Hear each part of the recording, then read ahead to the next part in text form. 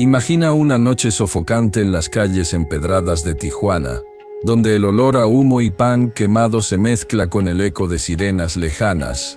Carlos Ramírez, un panadero humilde con harina aún en las manos, se esconde en las sombras frente a un almacén custodiado por hombres armados, su corazón latiendo como un tambor de guerra, mientras carga un secreto letal en su mochila, sabiendo que esta confrontación podría sellar su destino o el de aquellos que destruyeron su mundo.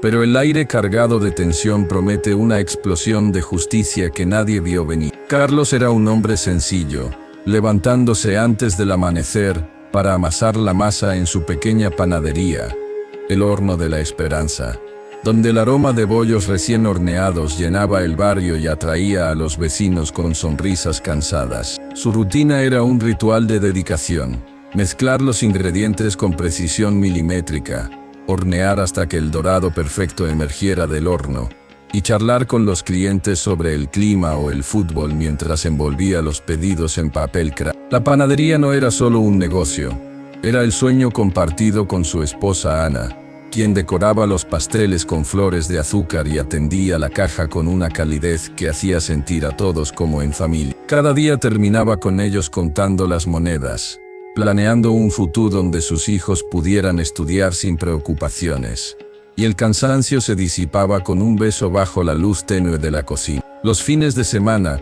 Carlos experimentaba con recetas nuevas, incorporando sabores locales como chile y cilantro en panes innovadores que sorprendían a los habituales, y su risa resonaba cuando Ana probaba y aprobaba con un guiño juguetón. La vida en Tijuana no era fácil, con el tráfico constante y el ruido de la frontera, pero Carlos encontraba paz en el ritmo de su horno, donde el calor era un compañero fiel y no una amenaza. Ana, con su cabello recogido en un moño y el delantal manchado de harina, era el alma del lugar.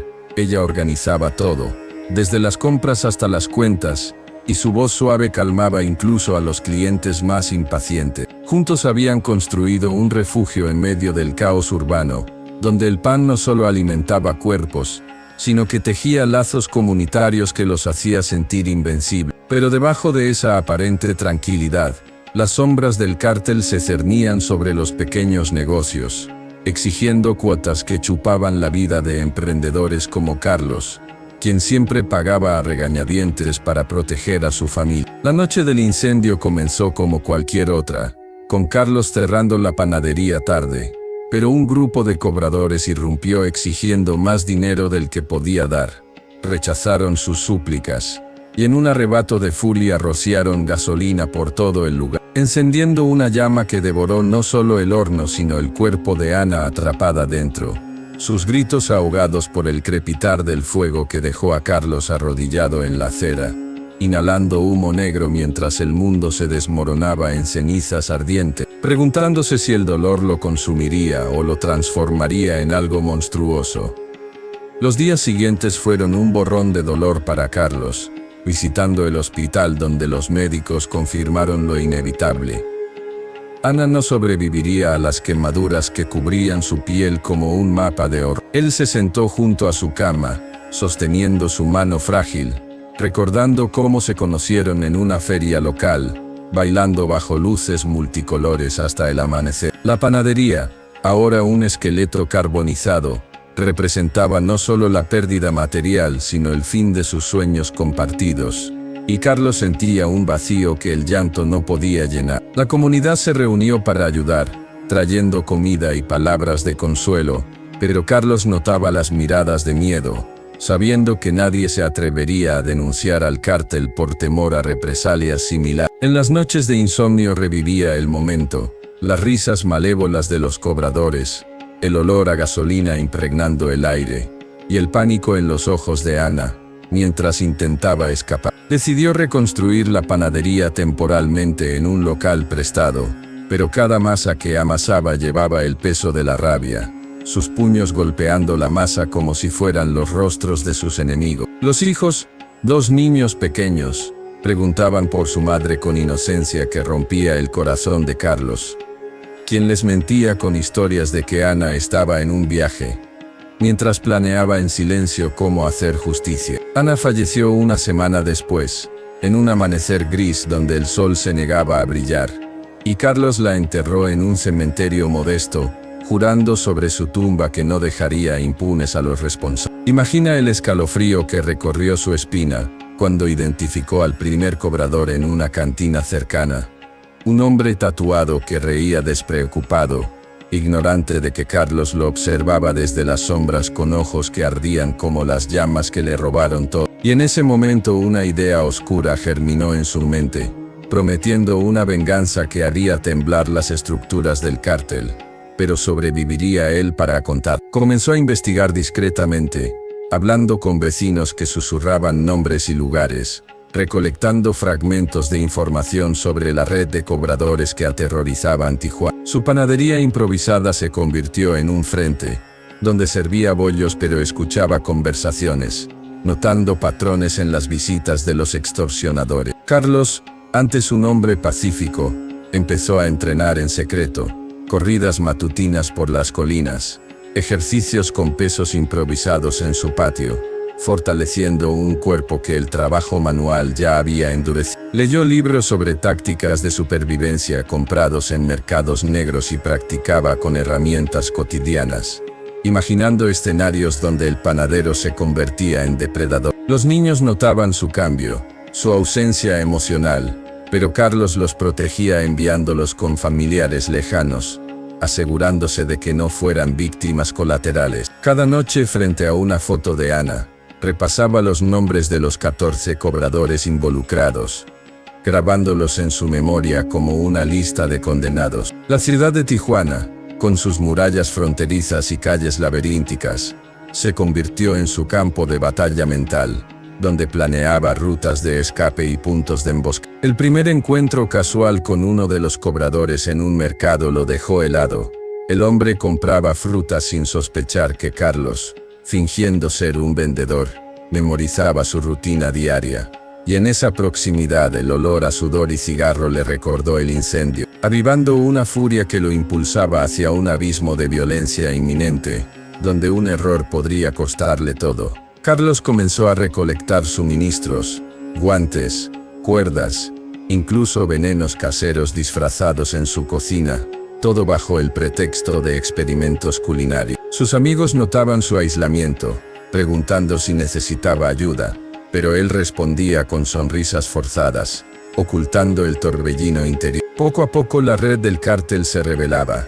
Los cobradores operaban en equipos, recolectando impuestos de negocios pequeños, y Carlos trazaba un mapa en su mente, conectando puntos. Empezó a seguir a uno de ellos, un tipo fornido llamado El Toro, observándolo desde autos prestados, notando sus visitas a bares y prostíbulos. La adrenalina lo mantenía despierto, reemplazando el sueño con visiones de justicia, pero el miedo lo acechaba, recordándole que era un panadero, no un guerrero. Ana aparecía en sus sueños, su rostro quemado suplicando paz, pero Carlos interpretaba eso como un llamado a actuar, endureciendo su resolución. El plan tomaba forma. Usaría su conocimiento de la ciudad, sus habilidades manuales, para tender trampas que parecieran accidentes, evitando alertar al cártel prematuramente. Una madrugada, mientras horneaba solo, Carlos probó una mezcla letal en un pan experimental, imaginando cómo se la serviría a sus enemigos. Y el vapor que salía del horno llevaba un aroma inocente que ocultaba la muerte, dejando su corazón acelerado ante la proximidad de la sangre que inevitablemente fluiría, preguntándose si se convertiría en el monstruo que cazaba. Comenzó con vigilancia intensiva, instalando cámaras caseras en puntos estratégicos, capturando evidencias que nadie más se atrevía a recopilar. Sus hijos llamaban por teléfono, preguntando cuándo volverían a casa, y Carlos prometía pronto, pero sabía que el camino de la venganza era un laberinto sin salida rápida. La tensión en Tijuana crecía, con rumores de disputas internas en el cártel, y Carlos se aprovechaba de eso, sembrando dudas anónimas a través de notas dejadas en lugares clave. Su panadería volvía a florecer superficialmente, atrayendo clientes, pero ahora servía como cebo, esperando que los cobradores regresaran por más. Cada masa amasada era una meditación en la rabia, sus manos marcadas por cicatrices de quemaduras pasadas, recordándole el precio pagado. El espíritu de Ana parecía flotar en el polvo de harina, instándolo a seguir adelante, y Carlos le susurraba promesas a su memoria en voz baja. Los meses pasaban, y Carlos se transformaba, más delgado, más alerta, con ojos que escaneaban cada sombra como un halcón. El día que confrontó indirectamente a El Toro, dejando un mensaje en su vehículo, el cobrador palideció al leerlo, ignorante de que el panadero lo observaba desde lejos, y en ese instante el juego mortal comenzaba, con Carlos balanceándose en el filo de la navaja, donde un paso en falso podría incinerar su propia vida como lo hicieron con Ana. Empezó a reclutar aliados discretos, un vecino exmilitar que le enseñaba tácticas básicas, un hacker amateur para rastrear teléfonos, todo en secreto. La panadería se convertía en cuartel general, con compartimentos ocultos para armas improvisadas hechas de herramientas de cocina.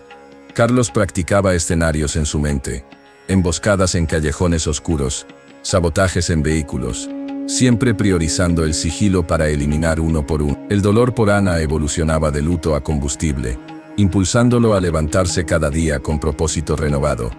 Los niños, seguros con tíos, enviaban dibujos que Carlos guardaba como talismanes, recordatorios de por qué no podía fallar. La ciudad vibrante y peligrosa ofrecía infinitas oportunidades para la venganza, y Carlos las mapeaba con precisión quirúrgica. La lista de nombres se acortaba en su imaginación, cada cobrador uno con rutinas predecibles, que Carlos explotaría. Una noche tormentosa, mientras la lluvia lavaba las calles de Tijuana, Carlos se acercó a la guarida de otro cobrador, oyendo risas desde dentro que le helaron la sangre, evocando los ecos del incendio, y su mano tembló sobre el arma casera, sabiendo que cruzar esa puerta desataría un infierno personal del que no habría retorno.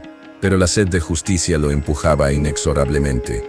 Comenzó la fase activa, pequeños sabotajes, como pinchar llantas o cortar líneas de comunicación, probando las aguas sin revelar su identidad. El cártel notaba anomalías, atribuyéndolas a rivales, lo que daba a Carlos más tiempo para planear. Sus noches se llenaban de vigilias, observando patrones desde techos, el viento fronterizo trayendo susurros de peligro. La foto de Ana, ya desgastada, era su ancla, su sonrisa un recordatorio de la inocencia perdida. Carlos evitaba a la policía, sabiendo que la corrupción corría profundo, confiando solo en su ingenio y en la red que crecía lentamente. El horno de la panadería rugía como su fuego interior, horneando pan de día y forjando resolución de noche. Con cada semana que pasaba, Carlos se acercaba más a la acción, su cuerpo afilado, su mente afilada, listo para la cacería. El momento en que envenenó un pedido destinado a una reunión de cobradores, observando desde lejos mientras lo consumían sin saberlo, su pulso se aceleró con una anticipación macabra. El aire espeso con un presagio de fatalidad que reflejaba el humo de su vida destruida, dejándolo al borde de una cascada sangrienta. Documentaba todo en un cuaderno oculto, nombres tachados mentalmente, construyendo un caso para su alma sino para la ley. Las voces de los niños en las llamadas lo alimentaban, prometiendo un futuro libre de miedo. Tijuana mostraba su bajo vientre, alianzas frágiles, traiciones comunes, que Carlos explotaba con soplos anónimos. Su transformación era completa, de panadero a vengador, manos enharinadas ahora capaces de muerte. El plan se desplegaba capa por capa, cada paso un peldaño en la escalera del suspenso, arrastrando lo más profundo hacia la oscuridad. Carlos identificó al líder de los cobradores, un hombre llamado el Jefe, cuya arrogancia lo hacía vulnerable. En un almacén mal iluminado, Carlos plantó pruebas que enfrentaron a el Jefe con los suyos, oyendo discusiones estallar a través de paredes delgadas como papel, conteniendo la respiración mientras el caos se gestaba, evocando las llamas que consumieron a Ana, y preguntándose si esa telaraña de engaños también lo atraparía en su abrazo mortal. La vigilancia se volvió obsesión, cámaras capturando movimientos, patrones emergiendo como recetas para la destrucción. Los amigos le pedían precaución, pero Carlos los descartaba, los ojos fijos en la venganza. La panadería servía de camuflaje, los clientes ignorantes de la tormenta que se cocinaba debajo. Las recetas de Ana seguían vivas, horneadas con amor convertido en furia, cada bollo un voto silencioso. Los niños enviaban cartas, palabras inocentes perforando su armadura. recordándole las apuestas más altas que la venganza. El pulso de la ciudad coincidía con su latido, frenético e implacable. Mientras los objetivos caían en su lugar, Carlos ensayaba confrontaciones, la sombra sus compañeros de entrenamiento.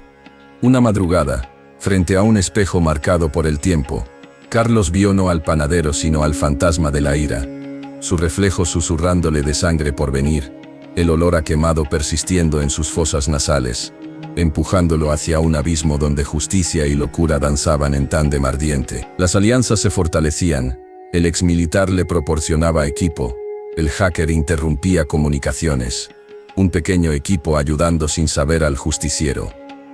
La red se cerraba, los cobradores paranoicos, cometiendo errores bajo presión. El cuaderno de Carlos crecía, testamento de la transformación, páginas llenas de estrategias nacidas del duelo. El viento fronterizo traía presagios, pero él seguía adelante. La memoria de Ana, su estrella guía en la noche. Preparativos finales, armas afiladas, rutas memorizadas, contingencias planeadas. La víspera del primer golpe, Carlos se arrodilló junto a la tumba de Ana bajo un cielo iluminado por la luna, lágrimas mezclándose con la tierra, jurando una retribución que resonaría en los pasillos del cártel, el suelo pareciendo temblar con la violencia inminente, dejando su alma tambaleándose al borde del olvido. La panadería cerró temprano ese día, señal de lo que vendría, los vecinos susurrando sobre el cambio. Fotos de los niños en el bolsillo, talismanes contra el miedo. Tijuana dormía inquieta, ignorante del despertar del panadero como vengador, la ciudad convertida en tablero de ajedrez para su partido. La ciudad parecía contener la respiración aquella noche, como si supiera que el equilibrio precario de Tijuana estaba a punto de romperse para siempre. Carlos caminaba por un callejón estrecho cerca del mercado de abastos, donde el hedor a pescado podrido y basura húmeda se pegaba a la ropa. Llevaba una mochila ligera, pero cada paso hacía que el peso invisible de su plan le apretara el pecho. Había pasado semanas observando al tercer nombre de su lista, un cobrador joven, casi un muchacho, que siempre llegaba tarde a las rondas de cobro porque se detenía a comprar tacos en el mismo puesto. Carlos sabía que esa rutina lo hacía predecible, y la predictibilidad era ahora su mejor aliada. Se detuvo detrás de un contenedor oxidado, el corazón latiéndole en los oídos, mientras veía al joven acercarse silbando una canción popular, ajeno al peligro que lo acechaba en la oscuridad. El joven se detuvo en el puesto de tacos, pidió su orden habitual, y se apoyó en el mostrador mientras el taquero le servía con rapidez. Carlos respiró hondo, sintiendo el sabor metálico del miedo en la boca, y se acercó con pasos lentos, fingiendo ser un cliente más. Pidió 3 tacos al pastor, pagó con billetes arrugados, y cuando el taquero se giró hacia la plancha, deslizó con mano temblorosa una pequeña cápsula en la salsa del joven. No era veneno rápido, era algo lento, doloroso que haría que pareciera un ataque al hígado común en la ciudad. El joven tomó su bolsa de plástico, agradeció con un gesto y se alejó caminando despreocupado, masticando mientras desaparecía en la multitud nocturna. Carlos se quedó allí, inmóvil, hasta que el puesto cerró y las luces se apagaron. Solo entonces se permitió exhalar. Había cruzado una línea que no tenía regreso. Ya no era solo un hombre dolido, era un ejecutor. Regresó a la panadería caminando por rutas secundarias, evitando cámaras y patrullas.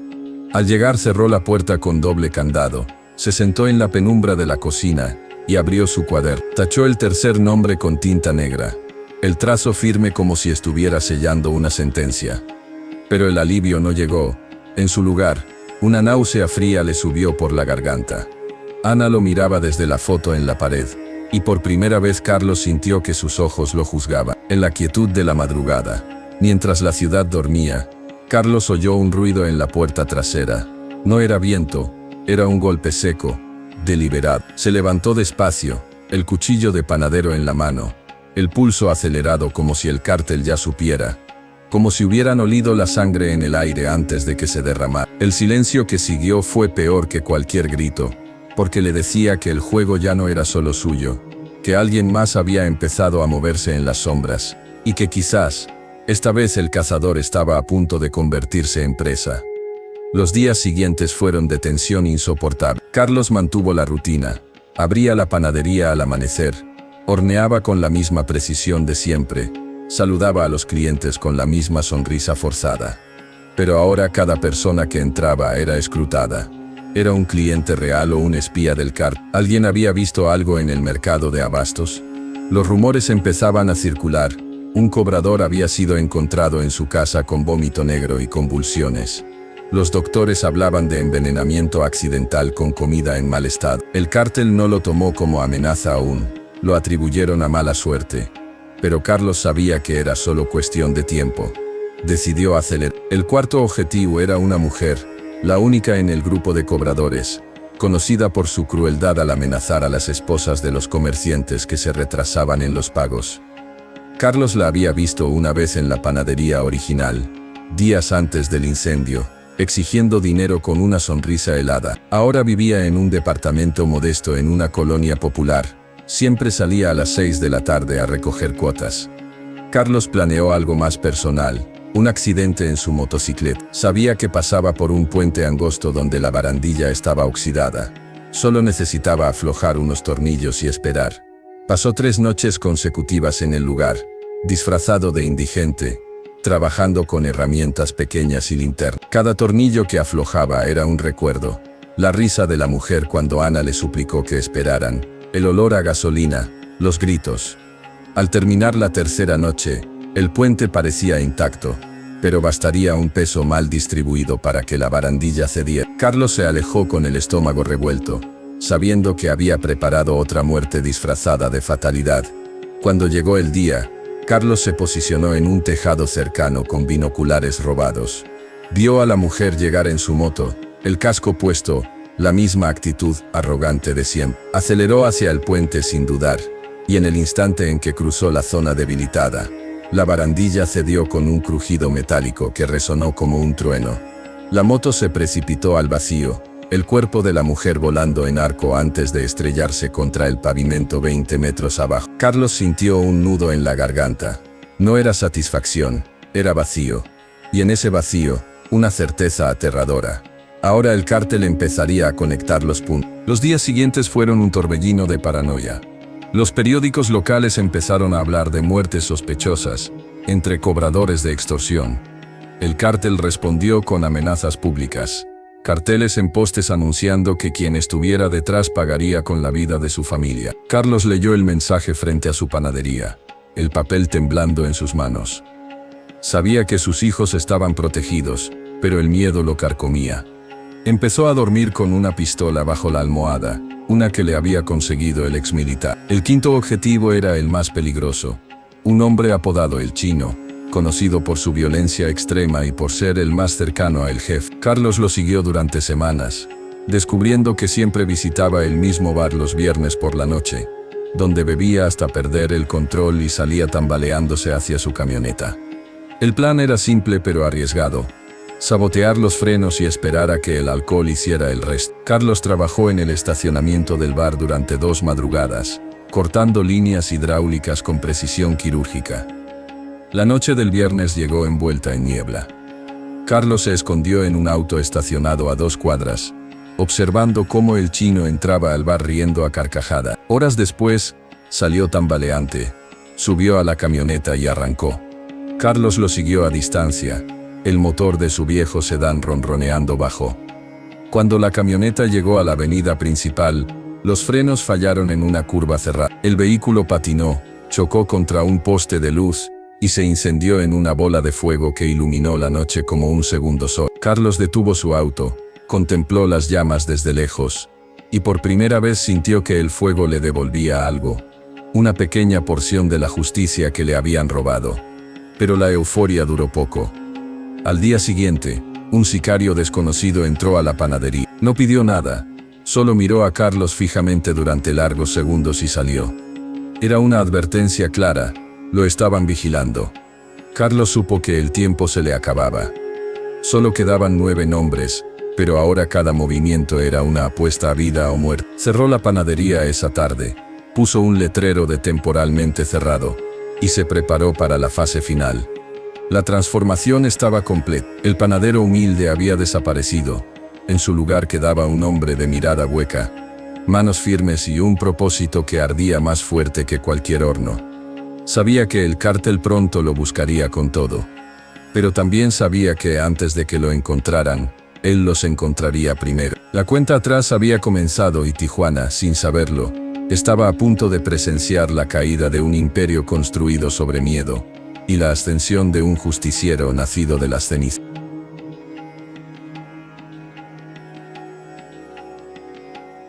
La ciudad bullía con una energía nerviosa en esos días, como si el aire mismo llevara el peso de secretos no dichos.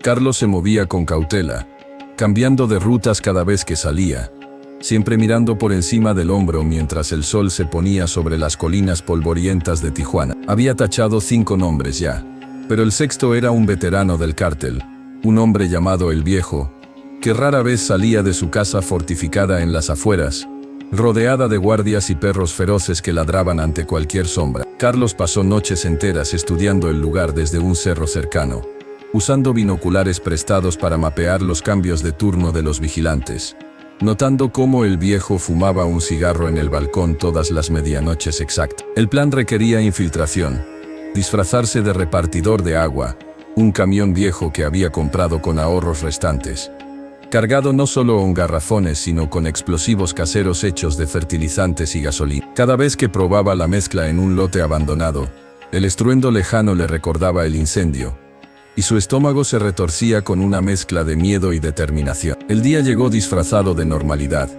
Carlos condujo el camión por el camino empedrado, el motor tosiendo como un fumador empedernido, mientras sudaba bajo el uniforme falso que olía a cloro y esfuerzo. Los guardias lo detuvieron en la entrada, revisando el vehículo con linternas y perros olfateando.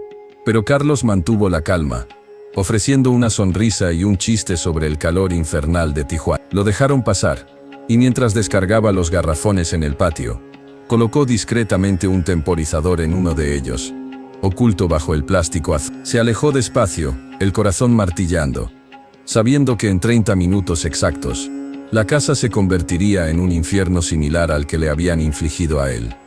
Miró por el retrovisor cómo la puerta se cerraba, y aceleró hacia la ciudad, el humo imaginario ya llenando su mente. De regreso en la panadería cerrada, Carlos se sirvió un café negro y amargo, sentado en la oscuridad mientras esperaba noticias. El radio local crujió con reportes de una explosión en las afueras, una casa destruida, varios cuerpos irreconocibles, el cártel culpando a rivales. Tachó el sexto nombre en su cuaderno, pero el gesto que escapó de sus labios no era de victoria, era de agotamiento, como si cada muerte le quitara un pedazo de alma. Pensó en sus hijos, en las llamadas nocturnas donde preguntaban por papá, y se prometió que después de esto todo terminaría, aunque en el fondo sabía que la venganza era un pozo sin fondo. La foto de Ana sobre la mesa parecía observarlo, su sonrisa eterna un recordatorio de lo que había perdido para siempre. La medianoche trajo un golpe en la puerta que heló su sangre.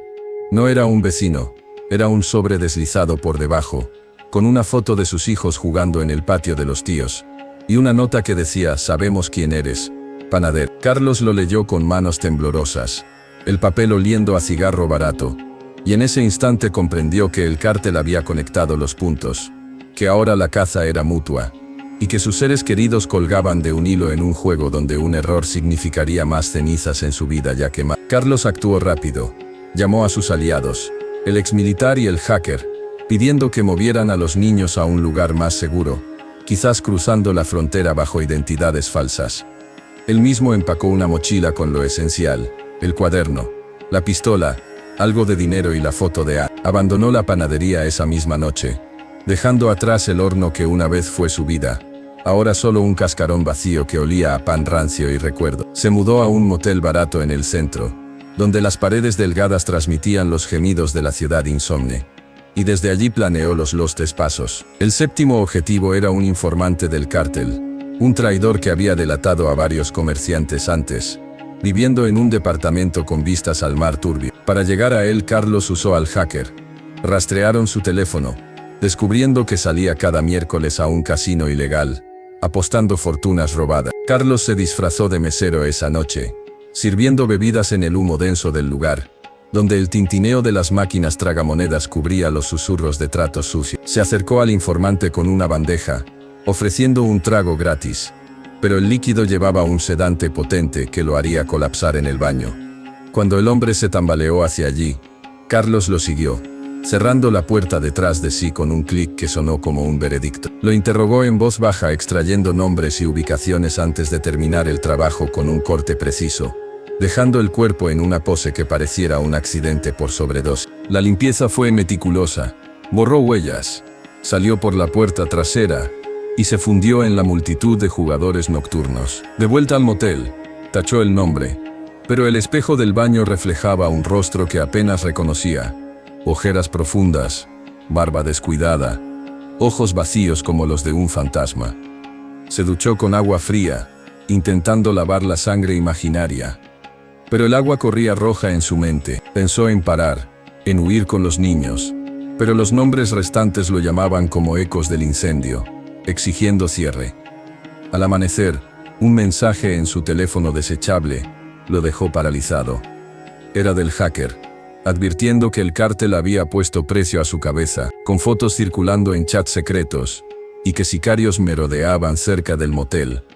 Carlos sintió el aliento de la muerte en la nuca, imaginando balas perforando la puerta endeble, y se preguntó si su venganza lo llevaría a reunirse con Ana en un mar de fuego eterno, o si aún había tiempo para escapar del abismo que él mismo había cavado. Carlos cambió de motel esa mañana, moviéndose como un espectro por las calles secundarias, siempre con el sombrero bajo y los ojos alerta. El octavo objetivo era un conductor del cártel, responsable de transportar el dinero de las extorsiones, siempre en una camioneta blindada que rugía por las autopistas. Carlos lo emboscó en un semáforo remoto.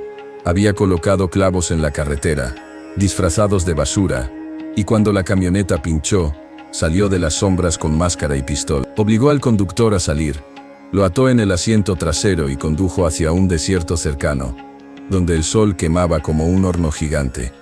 Allí, lo interrogó sobre el jefe, extrayendo detalles clave antes de dejarlo atado bajo el calor implacable, sabiendo que el desierto haría el resto. Regresó a la ciudad con la camioneta. La abandonó en un lote vacío y quemó cualquier evidencia con un encendedor. Tachó el nombre en un parque público, sentado en una banca mientras niños jugaban cerca. Su risa inocente un contraste cruel con su realidad sangrienta. Llamó a los tíos de los niños, confirmando que estaban a salvo en San Diego, cruzados ilegalmente pero vivos. El alivio fue efímero. El cártel cerraba el cerco, y Carlos sentía sus tentáculos en cada esquina. El noveno era un guardaespaldas personal del jefe, un gigante tatuado, que patrullaba los bares favoritos del líder. Carlos lo enfrentó en un alley detrás de uno de ellos. Una pelea cuerpo a cuerpo, puños contra puños, donde el panadero usó su fuerza laboral para derribarlo. Lo estranguló con una cuerda improvisada, el forcejeo dejando moretones en sus brazos, pero el silencio final fue su recompensa. Arrastró el cuerpo a un contenedor, cubriéndolo con basura, y huyó jadeando, el sabor a sangre en la boca. Esa noche, en un refugio temporal, Carlos soñó con Ana ardiendo, sus gritos mezclándose con los de sus víctimas, y despertó sudando, con la pistola en la mano apuntando a la oscuridad. El sueño le susurraba que se había convertido en lo que odiaba, que la línea entre justiciero y monstruo se había borrado en el humo, y que quizás el final lo encontraría antes de tachar el último nombre, dejando su alma perdida en un purgatorio de venganza inacabada. Solo quedaban 5 nombres, pero el jefe era el premio mayor, escondido en una mansión fortificada. Carlos usó la información extraída, un túnel secreto bajo la propiedad, usado para escapes. Pasó días excavando un acceso paralelo, el sudor mezclándose con tierra, cada pala un paso hacia el corazón del mal. Sus aliados lo ayudaron con explosivos, planeando una distracción masiva. La tensión crecía, rumores de un fantasma panadero circulaban en las calles, inspirando a algunos, aterrorizando a otros. Carlos comía poco, dormía menos, su cuerpo un instrumento afinado para la destrucción. Los niños enviaron un dibujo por correo seguro, una familia reunida, que él guardó como un faro en la tormenta. El 10º objetivo cayó en una emboscada vehicular.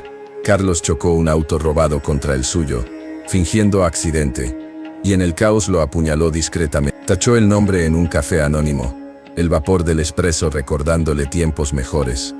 El cártel respondía con violencia aleatoria, Pero Carlos evadía, un paso adelante siempre. Mientras se preparaba para el asalto final, un sicario lo acorraló en un mercado. La bala rozó su hombro, sangre caliente empapando su camisa, y en la huida Carlos mató al atacante con un tiro certero. Pero el dolor le recordaba que su cuerpo era frágil, que la muerte lo acechaba como una sombra alargada, y que quizás no vería el amanecer después de confrontar a el jefe en su guarida infernal. Carlos se vendó la herida solo, mordiendo un trapo para no gritar, y continuó planeando. El 11º era un contador del cártel vulnerable en su oficina. Lo envenenó con café entregado como regalo, observando desde afar cómo convulsionaba. Otro tachón, otro peso en el alma. La mansión de el jefe lo esperaba. Un castillo de concreto y guardias. Carlos infiltró el túnel esa noche, gateando en la oscuridad húmeda. El eco de su respiración como un tambor de guerra. Emergió en el sótano, eliminando a un guardia silenciosamente, y subió escaleras con sigilo felino. El 12º cayó en el camino, un vigilante que lo detectó, pero Carlos lo redujo con un golpe en la nuca. El aire olía a lujo robado, perfumes caros, humo de habanos. Se acercó a la habitación del jefe, el corazón latiendo fuerte. En el umbral, Carlos vio a el jefe durmiendo. Ignorante del intruso, levantó la pistola, el dedo en el gatillo temblando, recuerdos del incendio inundándolo como llamas vivas, y se preguntó si disparar lo liberaría o lo condenaría para siempre, suspendido en un momento donde la justicia colgaba de un hilo sangriento. Solo 2 nombres más separaban a Carlos del final, pero el ruido de alarmas lo obligó a huir temporalmente, disparando en la retirada. Regresó al escondite herido pero vivo, planeando el regreso. La ciudad parecía conspirar, tormentas lavando las calles de sangre. El 13º era un lugarteniente que huyó al sótano. Carlos lo persiguió, terminando el trabajo en la penumbra. Tachó con sangre en el cuaderno. El fin cerca. Ana's espíritu lo impulsaba. Su venganza casi completa. Finalmente confrontó a el jefe en su estudio. Palabras intercambiadas. Acusaciones volando, antes de que la pistola hablara. Pero el suspense se mantiene. El desenlace pendiente en el aire cargado de humo y rabia. La mansión del jefe era un laberinto de lujo robado, con pasillos alfombrados que amortiguaban los pasos de Carlos mientras avanzaba sigiloso. El aire cargado de un olor a tabaco caro y perfume rancio que le revolvía el estómago como un recordatorio de la corrupción que había destruido su vida. Cada sombra en las paredes parecía un guardia acechando, pero Carlos se movía con la precisión de alguien que ya no tenía nada que perder. Su hombro herido palpitando con cada movimiento, un dolor que lo mantenía alerta en la oscuridad opresiva. Había eliminado al 13º nombre en el sótano, un lugarteniente que pataleó en vano antes de callar para siempre. Y ahora el silencio de la casa era ensordecedor, roto solo por el tic-tac lejano de un reloj que marcaba el tiempo hacia el clímax inevitable. Carlos subió las escaleras de mármol, evitando los crujidos con pisadas calculadas, su mente reproduciendo el plan una y otra vez. Entrar, confrontar, ejecutar. Pero el miedo, ese compañero constante, le susurraba que el jefe no estaría solo, que trampas invisibles lo esperaban en cada esquina. Llegó al pasillo superior, donde una puerta entreabierta derramaba luz dorada sobre el suelo pulido. Desde dentro se oía el murmullo de una conversación telefónica, la voz ronca del jefe ordenando refuerzos con un tono de urgencia que indicaba que ya olía el peligro. Carlos se pegó a la pared, el sudor perlando su frente mientras esperaba el momento perfecto. Su pistola fría contra la palma de la mano, un peso que le recordaba las noches de entrenamiento en soledad. El 14º nombre era un guardia de élite que patrullaba esa ala, y Carlos lo vio pasar, un hombre corpulento con auriculares, distraído por un mensaje en su teléfono. Lo emboscó desde atrás, un golpe seco en la nuca seguido de un estrangulamiento rápido, el cuerpo cayendo como un saco de harina en el horno de su antigua vida. Arrastró el cadáver a un armario cercano, cerrando la puerta con un clic suave, y continuó, el corazón latiéndole como un tambor en un ritual de venganza. El estudio del jefe estaba al final del pasillo. Una habitación amplia con estanterías llenas de libros que nadie leía y un escritorio de caoba donde se firmaban sentencias de muerte para inocentes como a. Carlos se acercó, oyendo el final de la llamada. Encuéntrenlo, o pagarán con sus vidas. gruñó el jefe antes de colgar con un golpe. Carlos empujó la puerta lentamente, revelando al hombre sentado en un sillón de cuero, un vaso de whisky en la mano, su rostro iluminado por la lámpara que proyectaba sombras grotescas en las paredes. El jefe levantó la vista, sus ojos entrecerrados reconociendo al intruso no como un fantasma, sino como el panadero que habían subestimado. «Tú, el del horno», murmuró con una sonrisa torcida, sin miedo aparente, solo curiosidad malsana. Carlos apuntó con la pistola, el cañón temblando ligeramente por la adrenalina, mientras las palabras salían de su boca como veneno acumulado. «Por Ana, por la panadería, por todo lo que quemaron». El jefe se rió, una carcajada grave que resonó en la habitación, dejando el vaso sobre el escritorio con deliberada lentitud, como si tuviera todo el tiempo del mundo. «Todos pagan en esta ciudad, panadero. Tu esposa fue solo un mensaje». Carlos sintió la rabia hervir, recuerdos del incendio inundándolo, el crepitar de las llamas, los gritos ahogados, el olor a carne quemada que aún lo perseguía en sueño. El jefe se levantó despacio, sus manos visibles, pero Carlos sabía que un arma estaba cerca, quizás en un cajón, lista para cambiar el rumbo. La confrontación se extendió en el tiempo, palabras como balas. El jefe defendiendo su imperio de extorsión como negocios necesarios. Carlos acusándolo de monstruo que devoraba vidas humildes. El aire se espesaba con la tensión, cada segundo un paso más cerca del abismo, mientras Carlos notaba detalles, una alarma silenciosa en la pared, quizás activada, refuerzos en camino. El jefe dio un paso adelante, su sonrisa desvaneciéndose en una mueca, y Carlos apretó el dedo en el gatillo, el mundo reduciéndose a ese instante eterno. Pero algo en los ojos del jefe, un destello de miedo genuino, lo hizo dudar por una fracción de segundo. En ese momento suspendido, con la pistola lista para hablar, Carlos oyó pasos en el pasillo, guardias acercándose, el eco de radios crepitando, y se dio cuenta de que el final no sería limpio, que la sangre derramada podría ser la suya propia, dejando a sus hijos huérfanos en un mundo de ceniza, mientras la venganza colgaba como una llama a punto de extinguirse o de consumirlo todo. El jefe aprovechó la duda, lanzándose hacia el cajón, pero Carlos reaccionó primero, disparando una bala que rozó el hombro del líder, haciendo que gritara de dolor mientras caía detrás del escritorio. Carlos se movió rápido, rodeando el mueble, pateando el arma que el jefe intentaba sacar, el forcejeo convirtiéndose en una lucha primal de puños y rabia acumulada. Rodaron por el suelo, libros cayendo como testigos mudos, mientras Carlos golpeaba con la fuerza de un hombre que había amasado masa toda su vida. Cada impacto un eco del dolor por Ana. El jefe contraatacó, un puñetazo en la herida del hombro de Carlos que lo hizo ver estrellas, pero la determinación lo mantuvo en pie.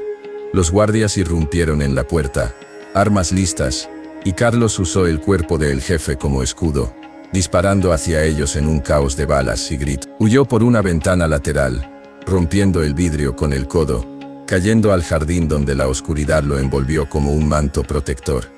Corrió hacia el túnel, balas silbando a su alrededor, el hombro sangrando profusamente, pero la adrenalina lo impulsaba como un motor imparable. Llegó al escondite temporal, un almacén abandonado en las afueras, donde se vendó con trapos sucios, jadeando en la penumbra mientras evaluaba el daño. El jefe herido, pero vivo, el cártel alertado al máximo. Tachó mentalmente los nombres, pero sabía que el trabajo no estaba terminado. El líder aún respiraba, y con él, la amenaza persistía. Los días siguientes fueron de huida constante, cambiando de refugios cada noche, comiendo lo que podía robar, siempre un paso adelante de los sicarios que peinaban la ciudad. Llamó a sus aliados por un teléfono desechable, pidiendo actualizaciones.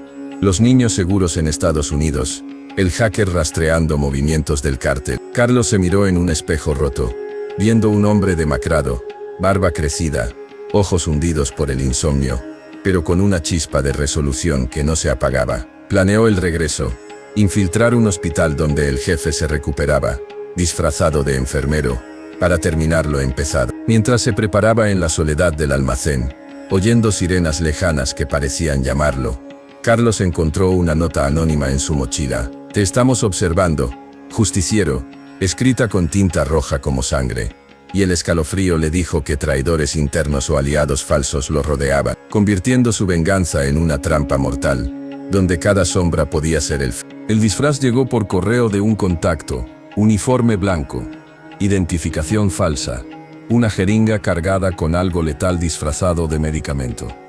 Carlos practicó el acento neutral, los movimientos calmados de un profesional, imaginando el momento en la habitación del hospital. La ciudad parecía más hostil que nunca, patrullas en cada esquina, carteles con su rostro borroso ofreciendo recompensas. Se infiltró al atardecer, pasando por la entrada de servicio, el corazón latiéndole fuerte bajo la tela almidonada. Dentro, el hospital olía a desinfectante y muerte inminente, corredores llenos de enfermeras apresuradas que no lo miraban dos veces. Llegó al piso privado, custodiado por dos guardias que bostezaban de aburrimiento. Les ofreció café drogado, viendo cómo se desplomaban minutos después. Entró a la habitación del jefe, el líder conectado a máquinas que pitaban rítmicamente. Su rostro pálido bajo las luces fluorescentes. Carlos se acercó, jeringa en mano, susurrando, por Ana, mientras el jefe abría los ojos, reconociéndolo con horror. El momento se extendió, el jefe intentando gritar pero ahogado por tubos. Carlos inyectando el veneno con mano firme, observando cómo el monitor aceleraba antes de flatlinear. Pero alarmas sonaron, puertas abriéndose, y Carlos huyó por las escaleras de emergencia, balas rebotando en las paredes. Salió al estacionamiento, robando un auto para escapar hacia la frontera, el alivio mezclado con vacío. En la carretera oscura, con luces de persecución en el retrovisor, Carlos sintió un impacto en el neumático, una emboscada, el auto volcando en un remolino de metal y vidrio, y mientras yacía herido en el asfalto, sicarios acercándose con armas listas. Se preguntó si este era el precio final de su justicia, un ciclo de fuego que lo consumiría como a su panadería. Luchó desde el suelo, disparando a ciegas, eliminando a dos antes de que una bala le rozara la pierna. Se arrastró al desierto adyacente, usando la oscuridad como aliada, perdiendo a los perseguidores en las dunas. Herido y exhausto, llegó a un pueblo fronterizo, donde un contacto lo ayudó a cruzar ilegalmente, uniéndose a sus hijos en un amanecer nuevo. Pero los nombres tachados no borraban las pesadillas. Ana visitándolo en sueños con rostros quemados. La vida en el exilio era tranquila. Un trabajo en una panadería pequeña en San Diego, horneando con manos marcadas por cicatrices. Sus hijos crecían, preguntando poco sobre el pasado, pero Carlos vigilaba las noticias. El cártel debilitado por pérdidas internas, rumores de un justiciero que había cambiado todo. Se preguntaba si valió la pena, el costo en almas perdidas, incluido la suya. Años después, en una tarde soleada, Carlos recibió una carta anónima, un agradecimiento de un comerciante de Tijuana, por liberarnos. La guardó con la foto de Ana, un cierre parcial en un capítulo de Fuego y Venganza. Pero la ciudad al sur lo llamaba, ecos de sirenas lejanas recordándole que la justicia nunca duerme del todo. Sentado en su nueva cocina, oliendo pan fresco, Carlos oyó un golpe en la puerta.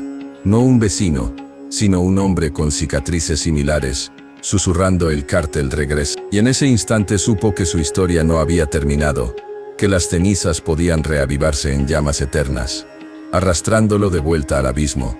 Carlos rechazó la llamada al principio, enfocándose en sus hijos, pero las noticias de extorsiones renovadas lo carcomían. Entrenó en secreto nuevamente, preparando un regreso discreto, aliados viejos contactados por canales seguros. La frontera se convirtió en su puente hacia el pasado, cruzándola bajo la luna ya. En Tijuana una vez más, disfrazado, eliminó a un nuevo cobrador emergente, el ciclo reiniciando con un disparo silenciado en un alí. La ciudad había cambiado, pero el mal persistía, y Carlos se convirtió en leyenda susurrada en mercado. Sus hijos, ahora adolescentes, lo apoyaban desde afar, entendiendo el legado. El suspense crecía con cada acción, el cártel cazándolo como antes, pero Carlos era más sabio, más letal. Una confrontación final lo esperaba con un nuevo jefe, eco del viejo, en una guarida similar. La pistola en mano, el corazón firme, avanzaba hacia lo desconocido. La carretera se extendía como una serpiente negra bajo la luna menguante, y Carlos conducía con una mano en el volante y la otra presionando la herida en el muslo, la sangre empapando el asiento del auto robado mientras las luces de Tijuana se desvanecían en el retrovisor. El desierto lo recibía con un silencio acusador, solo roto por el rugido del motor y el latido ensordecedor de su corazón, que parecía querer salirse del pecho antes de que todo terminara. Sabía que los sicarios lo seguían de cerca, sus faros como ojos de depredador en la distancia, pero también sabía que esta noche no habría escape. O terminaba con el jefe, o el jefe terminaba con él. La jeringa vacía aún estaba en su bolsillo, un recordatorio frío de la última dosis que había administrado en el hospital. Pero el líder había sobrevivido, apenas, y ahora yacía en una clínica privada fortificada en las afueras de la ciudad, rodeado de guardias que juraban morir por él. Carlos aparcó el auto a 1 kilómetro de la clínica, en un terreno baldío donde el viento arrastraba polvo y recuerdos. Se bajó con dificultad, cojeando hacia un punto elevado desde donde podía ver las luces de la instalación. Un edificio blanco rodeado de muros altos, torres de vigilancia y perros que ladraban al vacío. Había planeado esto durante días. Un dron improvisado con explosivos caseros, guiado por el hacker desde un lugar seguro, para crear una distracción masiva en la entrada principal. Mientras observaba, el dron zumbó en la oscuridad, cargado con la mezcla letal que Carlos había preparado en sus noches de insomnio. Cuando detonó contra la reja, la explosión iluminó el cielo como un segundo incendio. Guardias gritando, alarmas ululando, caos perfecto para su entrada por la parte trasera. Se coló por una zanja de drenaje, el agua sucia empapándolo hasta los huesos, el dolor en la pierna convirtiéndose en fuego líquido con cada movimiento. Emergió en el estacionamiento trasero, eliminando a 2 guardias con disparos silenciados que apenas hicieron ruido entre el pandemonio. Subió al segundo piso por una escalera de servicio, el pasillo iluminado por luces de emergencia rojas que pintaban todo de sangre. La habitación del jefe estaba al final, custodiada por un solo hombre que, al verlo, levantó su arma demasiado tarde. Carlos lo derribó con un cuchillo en el cuello, el cuerpo cayendo sin un sonido. Empujó la puerta y entró. El jefe yacía en la cama, conectado a monitores que pitaban irregularmente, su rostro pálido y demacrado, pero sus ojos aún brillaban con la misma arrogancia de siempre. Al ver a Carlos, intentó alcanzar la alarma bajo la almohada, pero Carlos le pisó la mano con fuerza, el crujido de huesos rompiéndose como un eco del incendio. «No tan rápido», murmuró Carlos, su voz ronca por el humo que aún parecía impregnar sus pulmones. El jefe escupió sangre y sonrió con desprecio. «Termina de una vez, panadero, ya perdiste todo». Carlos se acercó, sacando la pistola que había usado para tantas muertes, el cañón presionado contra la frente del líder. «No perdí todo, perdí a Ana, y tú vas a pagar por cada llama que la tocó». El jefe intentó negociar, ofreciendo dinero, poder, una salida, pero Carlos solo veía el rostro de su esposa en las cenizas, los gritos que aún resonaban en sus sueños. Apretó el gatillo. El disparo fue seco, definitivo, y el monitor emitió un pitido largo y constante. Carlos se quedó allí un segundo, mirando el cuerpo inerte, sintiendo no satisfacción, sino un vacío inmenso, como si la venganza hubiera consumido todo lo que quedaba de él. Tachó el último nombre en su mente, los 14 completos, pero el precio había sido su humanidad. En ese silencio roto solo por las sirenas que se acercaban, Carlos oyó pasos en el pasillo, refuerzos del cártel, docenas armas listas para vengar a su jefe. Se dio cuenta de que no saldría vivo, que esta era la trampa final que había ignorado en su furia, y mientras las puertas se abrían de golpe, levantó la pistola una última vez, no para pelear, sino para asegurarse de que nadie más sufriera como él. Un disparo que resonaría como el cierre de un ciclo de fuego y sangre, que había comenzado con una panadería en llamas. Las balas lo alcanzaron casi al instante, su cuerpo cayendo junto al del jefe en un charco de sangre mezclada. Los guardias entraron, disparando hasta que no quedó movimiento. Carlos murió mirando el techo, la foto de Ana cayendo de su bolsillo y quedando en el suelo, manchada de rojo. Afuera, el incendio del dron se apagaba, dejando humo negro que subía al cielo como un último adiós. Días después, la noticia circuló en Tijuana.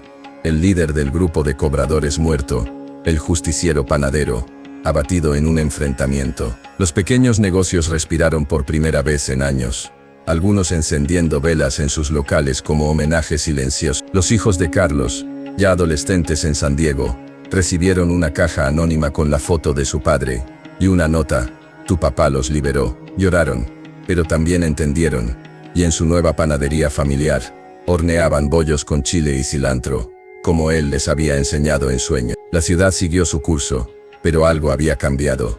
El miedo ya no era absoluto, y en las noches de insomnio, algunos comerciantes juraban ver una sombra enharinada en las calles, un panadero que ya no horneaba pan, sino justicia, susurrando que mientras hubiera extorsionadores, siempre habría alguien dispuesto a quemarse por completo para apagarlo todo. El ciclo, quizás, nunca termina del todo, pero esa noche al menos, las llamas se apagaron con él.